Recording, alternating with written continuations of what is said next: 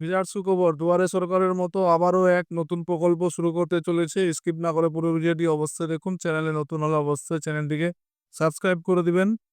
মমতা ব্যানার্জি আমাদের পাড়া আমাদের সমাধান ২৬-এ ভোটের আগে নতুন প্রকল্প ঘোষণা মুখ্যমন্ত্রী। কেমন হবে এই প্রকল্প? সাধারণ মানুষ কি সুবিধা পাবেন জানালেন। আজকের এই ভিডিওর মাধ্যমে আপনাদেরকে পুরো ভিডিওটি দেখাবো। ভোটের আগে এবার সরকারের আমাদের পাড়া আমাদের সমাধান ২০২৬-এর বিধানসভা ভোটের আগে নতুন সরকারি প্রকল্প ঘোষণা মুখ্যমন্ত্রী মমতা বন্দ্যোপাধ্যায়ের।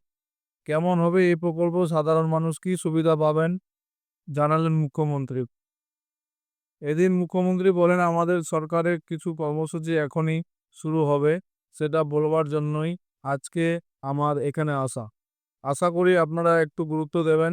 আগেও আপনারা দেখেছেন দুয়ারে সরকার প্রকল্প করেছি এবং দুয়ারে সরকার প্রকল্পে আমাদের প্রায় ১০ কোটি মানুষ অংশগ্রহণ করেছে এবং তাদের ৯০% কাজ সম্পন্ন হয়েছে।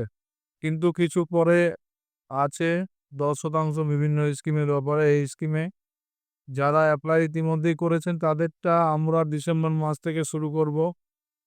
বিশেষ করে যেগুলি আমরা করতে পারি, যেমন লক্ষ্মী ভান্ডার এই টাইপের কিছু স্কিম।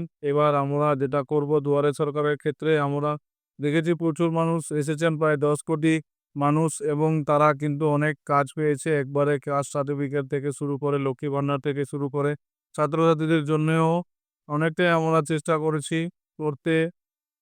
এবারে আমরা একটি প্রোগ্রাম নিচ্ছি। এই প্রোগ্রামটার নাম হবে আমাদের পাড়া আমাদের সমাধান। স্বচ্ছতা বজায় রেখে অনলাইনেও সমস্যা জানানো যাবে। মুখ্যমন্ত্রী এরপর বলেন, ছোট ছোট কাজের জন্য আমাদের পাড়া আমাদের সমাধান প্রকল্প মানুষের প্রকল্পেও আমাদের সরকার পথে নামছে। প্রধানমন্ত্রী আত্মনির্ভরতার কথা বলেছেন, তা কিন্তু হয়নি। সারা দেশে এই ধরনের উদ্যোগে প্রথম ৩টি করে বুথ নিয়ে একটি পাড়া হবে।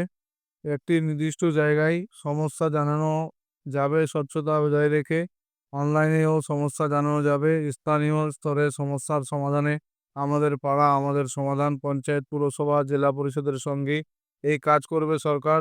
২ আগস্ট থেকে এই প্রকল্পের কাজ শুরু হবে। উপর থেকে নয়, নিচ থেকে মানুষের কথা শুনবে সরকার। নতুন এই প্রকল্পের জন্য ৮,০০০ কোটি টাকা বরাদ্দ। স্থানীয় স্তরে সমস্যার কথা শুনবেন সরকারি আধিকারিকরা। তো বন্ধুরা, এই ছিল আজকের এই ভিডিওটি।